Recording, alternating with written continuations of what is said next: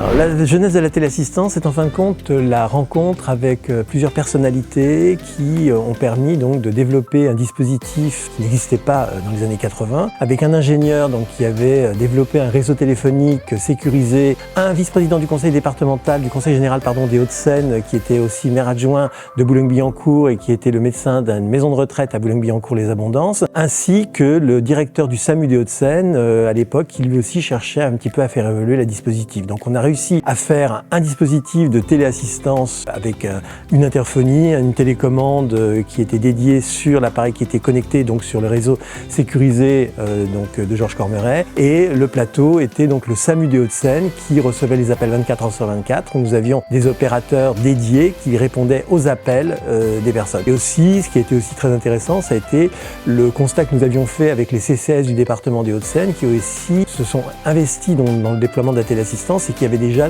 identifié des besoins auprès de la population du département déjà dans les années 80 et qui répondaient aussi à cette demande. Et aussi donc pour Boulogne-Billancourt avec Georges Duhamel, le besoin aussi que nous avions constaté dans les maisons de retraite qui étaient très souvent remplies de personnes qui n'avaient pas à être dans les maisons de retraite, où les familles ne savaient pas quoi faire. Et la téléassistance a permis donc de répondre à cette problématique pour pouvoir rester au domicile et éviter donc des maisons de retraite où les personnes n'avaient pas leur place, où elles pouvaient encore rester avec une téléassistance qui leur permettait de sécuriser leur lieu de vie. Voilà. Permettre aux personnes d'avoir une vie plus agréable, rester à leur domicile, c'était la volonté déjà des personnes à l'époque, c'était je vais rester chez moi, j'ai pas envie d'aller en maison de retraite. Les résidences d'autonomie n'étaient pas encore développées comme elles le sont aujourd'hui, donc il n'y avait pas d'alternative entre la maison de retraite ou rester à domicile. Mais rester à domicile, quelquefois c'était un peu compliqué parce que la personne perdait son autonomie et donc il y avait la crainte de la famille d'avoir une personne qui fasse une chute, qui ne puisse pas prévenir.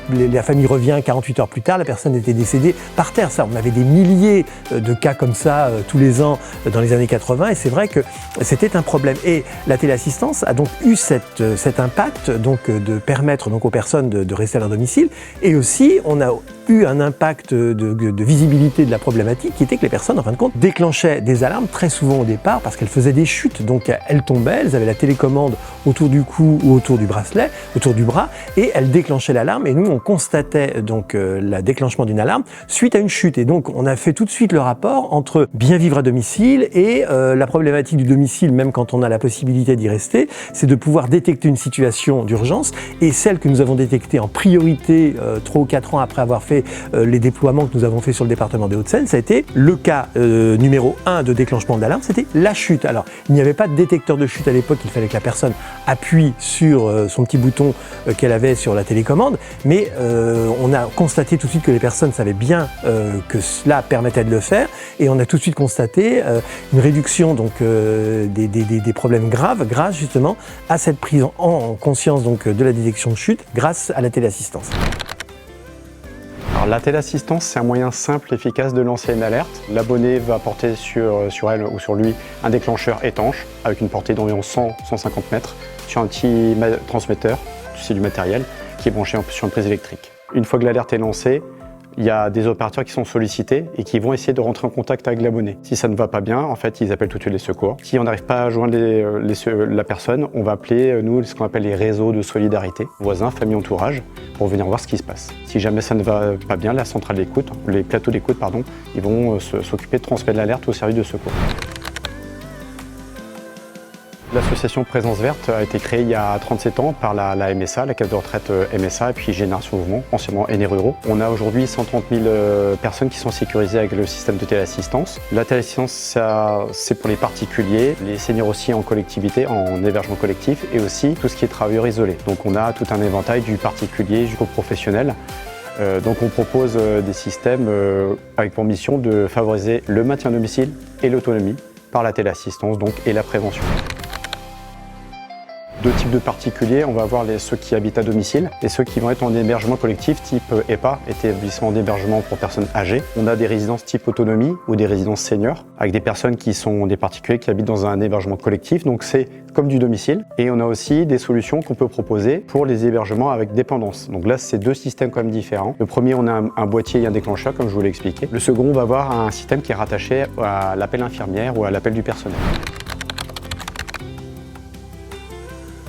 Il va y avoir des lésions traumatiques, c'est 10% des chutes qui vont avoir cette conséquence. Vous allez avoir aussi les fractures, donc c'est 5% des chutes. On peut avoir aussi d'autres conséquences secondaires, les traumatismes liés aux chutes, on appelle ça aussi les syndromes post-chute. Tomber, ça va vouloir dire que la personne va perdre confiance et du coup on va restreindre les déplacements. Alors derrière tout ça, c'est une question aussi de dire voilà, il n'y a plus de déplacements donc on sollicite moins les muscles. Une statistique qui est un peu éloquente, hein, une fois qu'on a chuté, il y a un risque multiplié par 20. Les principales, c'est une chute sur 3 qui va concerner les plus de 65 ans et quand on arrive à plus de 90 ans, c'est 1 sur 2 quasiment. L'idée, c'est d'avoir des solutions, de lutter aussi contre les troubles psychiques qui vont engendrer des syndromes post-chute. Et en quoi la téléassistance contribue? Finalement, la téléassistance contribue à réduire le temps d'arrivée des secours, donc la prise en charge médicale, retarde, voire évite les entrées en EHPAD. Puisqu'on va réduire le temps d'arrivée de secours, la prise en charge sera améliorée. Ça offre une tranquillité d'esprit, que ce soit à domicile ou en extérieur, qui permettent de lancer une alerte et de vivre en fait chez soi ou à l'extérieur. Donc ça, c'est les principales statistiques. La plus éloquente, c'est le nombre de décès par an qui sont liés aux chutes. C'est plus de 9000 morts par an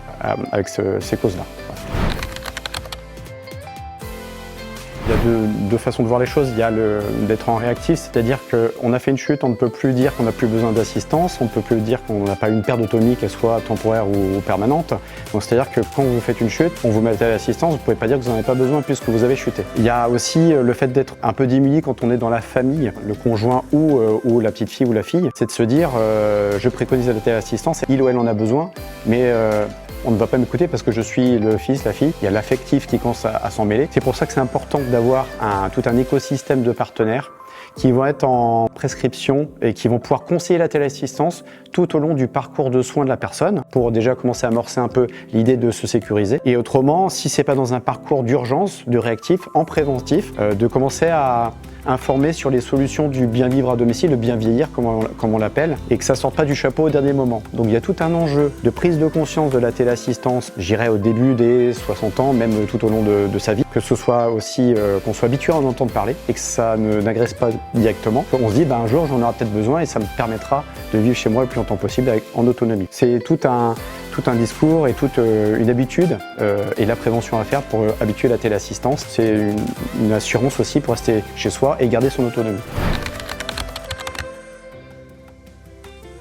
On va être vraiment dans la co-construction. On ne peut pas se targuer de pouvoir faire tout ce que proposent des structures d'activité physique adaptée. Ce qui est important aussi de dire, c'est que quand on prend la thématique de chute, c'est une thématique, quand on développe la pelote, elle est assez intéressante puisqu'on va aller sur des causes de chute. Ça s'appelle le logement qui est inadapté, notamment dans le visuel. Ça peut être l'utilisation de médicaments, ça peut être l'isolement qui est un facteur aggravant. Et en développant toutes ces thématiques avec des partenaires qui font partie de l'écosystème, solutions de financement, d'adaptation du logement, intervention d'un médecin, ça permet de dire aussi, on va développer tous les critères de chute et on va essayer de trouver des solutions l'une après l'autre. La thématique chute, en fait, ça ouvre un champ vers beaucoup plus de thèmes, en fait, en réalité. L'intérêt, c'est de proposer ça au public avec des collectivités ou d'autres partenaires.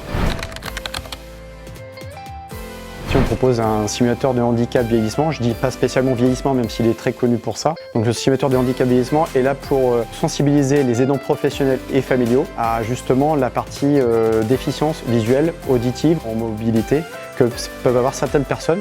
Forcément, âgées, c'est ce qu'on pense au premier abord. L'idée aussi, c'est développer l'empathie des aidants professionnels et familiaux pour se mettre à la place de la personne qui a un handicap ou une pathologie particulière. Donc on enfile un costume et puis on essaie de voir qu'est-ce qu'on peut faire dans la vie quotidienne. On va s'inscrire dans des notions aussi d'actimétrie, l'activité de la personne en fait. Donc il y a deux façons de voir les choses. Il y a la partie des capteurs domicile, ouverture de porte, ouverture de robinet, et il y a aussi la partie qu'est-ce que la personne va pouvoir aussi porter sur elle pour détecter son état de santé, le rythme cardiaque ou le sommeil notamment. Ça c'est des projets qui sont en cours de développement dans l'ensemble de la téléassistance, notamment à Présence Verte. Et il y a aussi cette notion d'accompagnement de l'aidant pour justement être moins dans l'angoisse et plus être impliqué dans la téléassistance, avec donc notamment une application qu'on va pouvoir bientôt proposer pour suivre les alertes et puis aussi gérer le matériel. On ouvre un peu le champ vers l'information, c'est vraiment l'acceptabilité de la téléassistance, c'est aussi qu'est-ce qu'on va faire des données, aussi l'accessibilité financière. Aujourd'hui la téléassistance conventionnelle, qu'elle soit à domicile ou en extérieur, est prise en charge au crédit d'impôt ou en déduction d'impôt. Demain, comment sera pris en charge tout ce qui est actimétrie et autres solutions au niveau des aides qu'il peut y avoir, parce qu'il y a des aides au niveau de la téléassistance. Donc ça, c'est encore une grande question pour aussi l'accessibilité financière. Alors il y a des innovations qui vont aller, je pense, plus sur le domaine de la santé, parce que là on parlait donc de convivialité, on parlait de malaise, mais qui dit malaise dit peut-être pourquoi un malaise. Un malaise peut peut-être être anticipé, on peut peut-être faire un constat préalable avant que la personne ait son malaise. Et donc moi je pense, et maintenant j'en suis maintenant persuadé, parce qu'il y a une expérimentation qui va être lancée dans quelques mois, que la téléassistance va franchir un cap qui va partir sur des objets connectés qui permettront de faire des relevés de données de santé. Donc je travaille actuellement sur un projet où la personne, on lui proposera une montre connectée qui ressemble, pour qu'on puisse imaginer un petit peu, à une Apple Watch. Cette montre connectée relèvera 6 données de santé au quotidien qui permettra justement donc d'anticiper des problématiques et de mettre en amont donc tous ces cas de déclenchement parce que la personne fait un malaise. Donc ces données de santé pourront permettre donc à des infirmières, puisque le plateau sera un plateau avec des infirmières, de voir ces données, d'appeler le patient, éventuellement de mettre en relation le patient avec éventuellement un médecin du SAMU et de prendre en charge la personne. Donc ces données de santé, je pense que c'est quelque chose d'important parce que cette montre connectée, bien évidemment, permet aussi de faire de la téléassistance. La personne peut déclencher une alarme, parler avec un opérateur, une opératrice. La montre aussi détecte les chutes, mais aussi il y a ce préliminaire d'anticipation donc de la baisse de la santé de la personne qui pourra être réalisée grâce à ces données de santé qui sont relevées au quotidien et qui permettront donc d'anticiper un malaise grave grâce à ces relevés de données de santé. La téléassistance peut aussi permettre à des personnes d'avoir une autonomie, de sortir de chez elles, et on voit que les nouvelles technologies, on parle de l'intelligence artificielle, mais on parle aussi donc de toutes les technologies qui permettent aujourd'hui de géolocaliser une personne. C'est relativement facile à faire aujourd'hui, ça évolue aussi, donc on permet aussi à des personnes qui sont en perte d'autonomie d'avoir encore cette autonomie, d'aller faire ses courses, de se balader un petit peu, sortir son chien, et c'est vrai que ça fait partie aussi des sujets qui sont importants pour le bien vivre.